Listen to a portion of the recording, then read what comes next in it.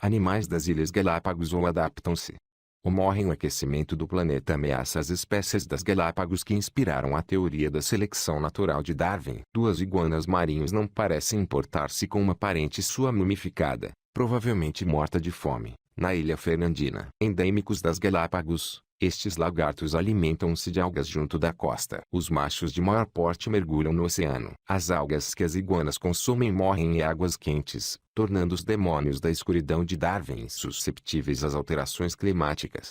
João Whitman verifica o manômetro, ajusta as barbatanas e deixa-se cair para trás, mergulhando no Oceano Pacífico. Ali perto, o mar projeta-se contra a Ilha Beagle, entre centenas de rochedos, pináculos e ilhéus que compõem o arquipélago das Galápagos, uma província do Equador que atravessa a linha com o mesmo nome. Travado nos seus avanços, o mar recua, desfraldando uma bandeira branca de espuma. Numa plataforma acima da arrebentação, patolas de pés azuis dançam desajeitadamente, como miúdos numa festa de final de ano lectivo. Abaixo deles, nas rochas, uma discussão irrompe entre dois leões marinhos. Charles Darwin poderá ter assistido a uma cena idêntica quando navegou nestas ilhas há quase 2 séculos. Estas criaturas, cuidadosamente adaptadas à vida nestas ilhas difíceis, parecem resistir a tudo e até à passagem do próprio tempo. De repente, John vem à superfície. Está a começar, diz, com uma careta. Pega na câmara de vídeo e desaparece novamente debaixo de água. Mergulho atrás dele. 5 metros abaixo da superfície, John aponta na direção de um coral. Deveria parecer um pagode verde mostarda, mas é branco e brilha contra os tons de cor de rosa e verde garrido do leito marinho. Este coral sofre de branqueamento, uma reação a águas excessivamente quentes. Em breve estará morto. João Whitman e a sua equipa prestam especial atenção a locais como a Ilha Beagle. Não tem tido dificuldade em descobri-los. Estão a medir a temperatura desta comunidade do fundo marinho, no sentido literal e figurativo. Durante o El Niño de 2016, o evento climático mais intenso na região nas 2 últimas décadas, as temperaturas no local de mergulho atingiram um máximo de 31 graus Celsius. Por norma, as temperaturas da água na região das Galápagos foram superiores à sua média a longo prazo em mais de 2 graus Celsius. João Whitman, que investiga há 40 anos ecossistemas costeiros da Ilha da Páscoa ao Golfo do Maine, teme que este coral possa prenunciar uma explosão de branqueamento, bem como outras alterações dramáticas no ambiente local nos próximos anos. As Galápagos são uma extensão de 13 grandes ilhas que existem tanto nos mitos como nos mapas, um paraíso repleto de tentilhões onde Darwin chegou em 1835 e fez observações que acabariam por revelar-lhe, e a nós, a maneira como a vida evolui na Terra. A sua origem das espécies viria a figurar em quase todas as componentes do sistema de crenças do homem contemporâneo, escreveu o especialista em biologia evolutiva Ernst Mayr. Por mais isoladas que pareçam, as Galápagos não estão imunes às repercussões da vida contemporânea. As alterações climáticas estão a chegar ao berço da teoria da evolução. Espécies icônicas como as tartarugas gigantes, os tentilhões, os patolas e as iguanas marinhas poderão ser afetadas. Os famosos ecossistemas que ensinaram a seleção natural ao mundo talvez voltem a dar-nos uma lição, oferecendo-nos conhecimentos sobre o futuro em outros locais. As Galápagos, diz John, são um laboratório fabuloso para estudar a reação das espécies às alterações climáticas. Depois de caçar, um patola regressa ao ninho, junto de uma figueira da Índia na Ilha Wolf. Os cientistas estudam as aves em outros pontos das ilhas de modo a avaliar como as alterações a longo prazo na sua dieta podem prejudicar a reprodução e reduzir as populações. Antes de serem Galápagos, chamavam-se Ilhas Encantadas, ilhas semelhantes a protuberâncias cobertas por espuma, correntes de lava e animais estranhos. Nunca pertenceram a homens nem a lobos, escreveu Herman Melville. O som da vida que aqui mais se ouve é o assobio. Os baleeiros atiravam essas tartarugas assobiadoras para os seus navios, comendo-as mais tarde. Enchiam barris com água e seguiam caminho. O arquipélago era-lhes particularmente estranho, afastada da América do Sul continental por aproximadamente 1000 quilômetros de água. A natureza tornou-se selvagem nestas ilhas. Dos animais que empreenderam a viagem vindos do continente, poucos sobreviveram. Os sobreviventes evoluíram, assumindo formas diferentes, adaptando-se às condições de cada ilha. Há outras mudanças em curso neste instante não apenas do tipo evolutivo. Poucos locais à face da Terra proporcionam aos cientistas lugares privilegiados para observação de ecossistemas abalados de maneira tão drástica, por vezes repetidamente, num período de tempo tão curto. À medida que o planeta aquece, John Whitman e outros cientistas estão a tentar perceber como será o futuro. É possível que em nenhum outro local da Terra o ciclo da vida e da morte seja tão dramaticamente condicionado pelos eventos climáticos conhecidos como El Niños e Laninhas, alterações de temperatura, pluviosidade e força nas correntes oceânicas que provocam flutuações no clima e na disponibilidade de alimentos, em terra e no mar. E prevê-se que a influência das alterações climáticas aumente a incidência de El Niños acompanhados por chuvas intensas, passando de um em cada 20 anos para um por década. Os modelos projetam igualmente que o oceano junto do Equador aquecerá ligeiramente mais depressa do que o resto do Pacífico tropical, segundo André Wittenberg, especialista em ciência física da Agência Nacional dos Oceanos e da Atmosfera do ZOA. Prevê-se uma subida dos níveis do mar de 55 a 76 centímetros até 2100. Segundo algumas previsões, os cientistas entendem também que o aquecimento das águas durante a estação fria poderá reduzir o garoa, o denso nevoeiro que cobre as terras altas cobertas por floresta das Galápagos há cerca de 48 mil anos. Isso seria catastrófico para as formas de vida que dependem da umidade do nevoeiro. Além disso, à medida que os oceanos continuam a absorver o dióxido de carbono produzido pelos seres humanos, as Galápagos serão um local particularmente afetado pela acidificação dos oceanos, que pode dissolver os esqueletos de carbonato de corais e moluscos, afetando possivelmente a cadeia alimentar do oceano. A mensagem das Galápagos: as ilhas que ajudaram a desvendar os segredos da evolução podem vir a enfrentar episódios de El Niño intensos com maior frequência à medida que o clima mudar. O aumento das temperaturas e da pluviosidade,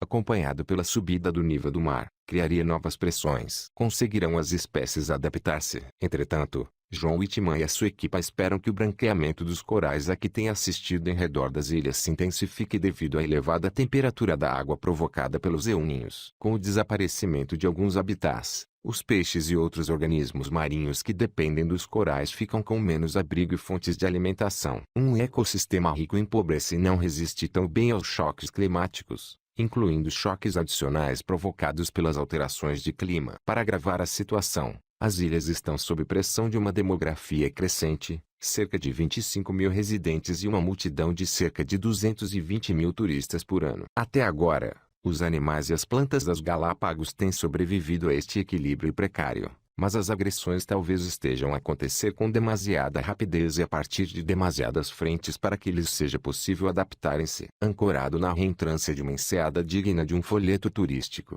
John veste o fato de mergulho gasto. O investigador conduz a sua equipa de 3 mergulhadores de regresso ao leito marinho. Um dos mergulhadores pega numa prancheta à prova de água e espreita para o interior das fendas, contando ouriços do mar como um recenseador excessivamente zeloso. Robert Lamb, doutorando de Whitman, recupera câmaras de vídeo que ali foram deixadas para registrar o comportamento dos peixes residentes, como o peixe sargento e o bodião. John desloca-se junto ao fundo, filmando metodicamente. Leões marinhos brincalhões aligeiram um momento, mordendo a fita de demarcação dos mergulhadores como se fosse fio dental. Os tubarões lusídeos, as duas formas pálidas visíveis na imagem, são maiores do que os seres humanos, mas parecem anões comparados com um tubarão-baleia enquanto se esfregam nele para remover parasitas da sua pele. A Ilha Darwin é um dos poucos locais onde os tubarões-baleia adultos, frequentemente fêmeas prenhes, aparecem sazonalmente com regularidade.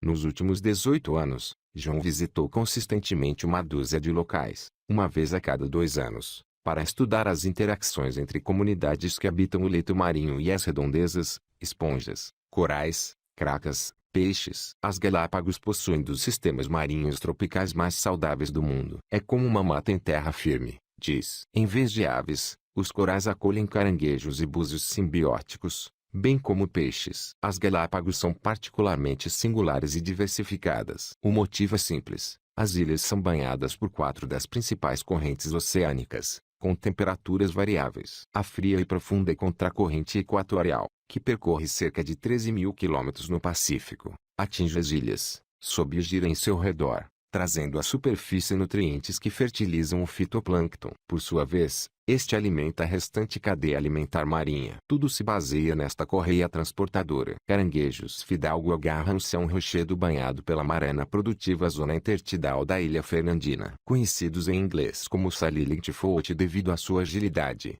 deslocam-se velozmente para frente, para trás e de lado. Estes caranguejos têm uma dieta diversificada, mantendo a costa limpa de detritos orgânicos. Não se sabe como a subida do nível dos mares afetará estes omnívoros. Nos euninhos, os ventos alísios abrandam, o que enfraquece a subida da água fria e dos nutrientes provenientes das profundezas. A massa de água quente do Pacífico Ocidental expande-se na direção das Galápagos. A correia transportadora para praticamente de funcionar. A mesa cheia de iguarias deixa de estar disponível. A vida marinha sofre dramaticamente. Algumas criaturas podem deixar de se reproduzir. Algumas até morrem de fome. Há populações que ainda não recuperaram de um El Niño extremo ocorrido em 1982 a 83. Cresce que a castanheta das Galápagos, um peixe endêmico, se tem extinguido devido a esse evento. Entretanto, a sorte muda com frequência em terra firme. O El Niño costuma trazer chuvas abundantes e geradoras de vida nas ilhas desertas. Laninha vira tudo ao contrário. A vida marinha prospera enquanto a vida terrestre apodrece. John Whitman compara o ciclo natural e consecutivo com uma montanha-russa: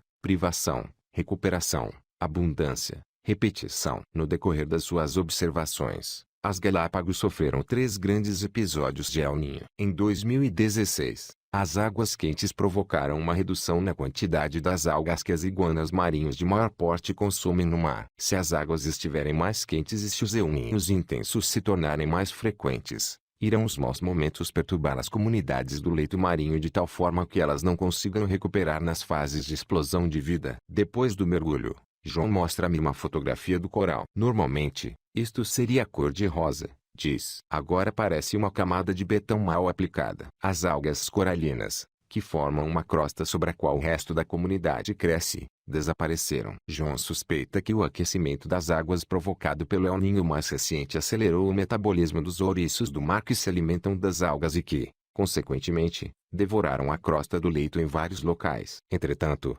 salemas e peixes-boquinhas, em tempos consumidores abundantes de plâncton, tornaram-se vulgarmente escassos durante este intenso El Niño, diz Robert Lamb. A cadeia alimentar das Galápagos já está a ser transformada por um conjunto de fatores, a ponto de alguns animais terem dificuldade em adaptar-se. A população de patolas de pés azuis do arquipélago diminuiu para cerca de metade desde 1997. Os cientistas acreditam que as sardinhas das Galápagos começaram a rarear nas dietas de vários predadores na mesma altura. Os patolas passaram a comer principalmente peixes voadores, mais difíceis de capturar e menos nutritivos. É como passar de uma dieta à base de bife abundante para rações de combate, diz o docente universitário Davi Anderson. Os patolas de pés azuis não costumam criar juvenis quando não se alimentam corretamente. Pequenos grupos de leões marinhos endêmicos das Galápagos na costa oriental da Ilha Isabela caçam atum albacora, abundante no local, conduzindo os peixes até baías e atirando-os contra as rochas ou matando-os com uma dentada na cabeça. Prevê-se que o número de leões marinhos diminua com as alterações climáticas. Poderá a perda da diversidade das espécies conduzir a uma espiral ecológica negativa. Com menos espécies, teremos menos capacidade de adaptação às ameaças, resume John Whitman. Certo dia, em março de 2016, eu e o ecologista Fred Cabreira passeamos por uma floresta escura nas terras altas de Santa Cruz, a mais povoada das ilhas e lá de cerca de 15.000 pessoas. Passamos por um pedregulho que emite um assobio resignado e retrai a cabeça. Passamos por outro pedregulho de seguida e depois por mais um. As tartarugas gigantes parecem estar por todo lado. Mais abaixo, junto das terras áridas, Fred desvia-se do trilho, levanta uma grelha de arame rijo do solo e começa a escavar. 25 centímetros abaixo, toca numa bola de bilhar enterrada. Há aqui um ovo estragado, diz em espanhol. Escava meticulosamente o ninho. Uma barricada de proteção de arame contra predadores não foi suficiente para salvar estes ovos. 6 dos 8 estão partidos, diz Fred, que colabora como investigador no programa ecológico Movimento das Tartarugas das Galápagos. Não é invulgar, tendo em conta as chuvas. Em janeiro de 2016, pouco depois de começar o El Niño, chuvas fortes atingiram o arquipélago e alagaram esta área da floresta, apodrecendo e partindo muitos ovos. Depois, há a questão da temperatura. Para muitos répteis, se a incubação ocorrer a temperaturas relativamente frescas, há maiores probabilidades de nascer um macho e se ocorrer a temperaturas relativamente quentes, é mais provável que nasça uma fêmea, comenta Stephen Black, coordenador do programa. Se as alterações climáticas conduzirem a um aquecimento geral da areia, poderemos subitamente descobrir que o rácio dos sexos pendeu dramaticamente para o lado das fêmeas. Cientistas de vários pontos do mundo, incluindo da Grande Barreira de Recife de Coral e do arquipélago de Cabo Verde, começam a verificar a ocorrência deste fenômeno nas tartarugas marinhas. Alguns tentilhões de Darwin foram dispostos em redor de um sortido de sementes locais no posto de investigação Charles Darwin. Os extremos climáticos são habituais nas Galápagos. O tamanho, largura e formato dos bicos das aves que aqui prosperam adaptaram-se de modo a aproveitar as sementes disponíveis para consumo. Se não conseguirmos aliviar a pressão exercida sobre a fauna e a flora das Galápagos, o patola de pés azuis que pôs aquele ovo poderá morrer. Prevê-se que os 7 animais que os turistas consideram mais importantes observar na sua visita, tartarugas gigantes, tartarugas marinhas, iguanas marinhas e terrestres, pinguins, patolas de pés azuis e leões marinhos, entrem em declínio devido às alterações climáticas, segundo uma avaliação sobre a vulnerabilidade efetuada pelas organizações Conservation International e WWF. Noutra manhã quente nas terras altas, cerca de 600 metros acima do nível do mar, e em que Jagir acompanha um grupo de turistas que se dirigem a um bosque. Ao olhar dos turistas nada parece faltar. Enki, porém, repara em inúmeras feridas. Trata-se de uma ecologista da Fundação Charles Darwin, especializada em restauro, e que supervisiona as espécies invasoras de fauna e flora terrestres. Desde a descoberta das ilhas, em 1535, várias espécies exóticas foram para aqui trazidas, algumas intencionalmente, como cabras, porcos, gatos e plantas alimentares e ornamentais, para mencionar apenas algumas. Outras, como roedores, insectos e ervas daninhas, foram introduzidas acidentalmente. Algumas, como as silvas, tornaram-se invasoras. Hoje, segundo Enki Jagir, as Galápagos são o lar de mais de 1.430 espécies introduzidas, incluindo cerca de 800 plantas. Muitas não causam problemas, mas outras sim. As espécies invasoras são consideradas a maior ameaça às Galápagos e são uma das razões pelas quais a Unesco classificou o local como Patrimônio Mundial em Risco em 2007. Guia turística amigável,